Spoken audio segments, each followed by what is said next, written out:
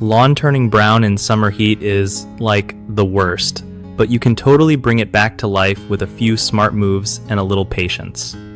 First off, up your watering game.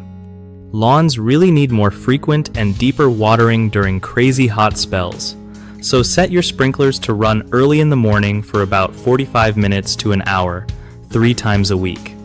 If your city's got water restrictions, focus on soaking small sections at a time so the roots get what they need. Try mowing less often and keep your grass a bit taller, like 3 inches or so, since longer blades help shade the soil and lock in moisture. Ditch the bagger and let those clippings chill on the lawn. They act like natural mulch and seriously help hold in water. Consider using drought-resistant grass species if you're dealing with constant brown patches. These guys are way better at handling the heat. Throw down a thin layer of compost or organic fertilizer in early summer to give your lawn some extra nutrients when it needs it most. If you spot bare spots, overseed with heat-hardy varieties to keep things lush. Oh, and avoid heavy foot traffic on crispy grass since that just makes things worse.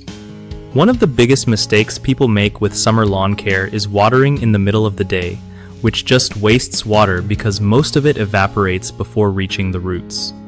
Always water super early in the morning for best results. Another common issue is mowing too short. Scalping your lawn leaves it stressed out and way more vulnerable to heat, so keep those blades high.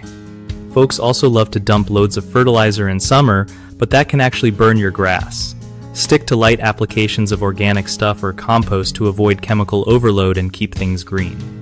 BigHomeProjects.com makes it easy for homeowners to find trusted local contractors who really know how to revive brown lawns and handle any outdoor project safely. For contractors, it's a super simple way to get noticed by more homeowners looking for skilled help and book more jobs without all the hassle.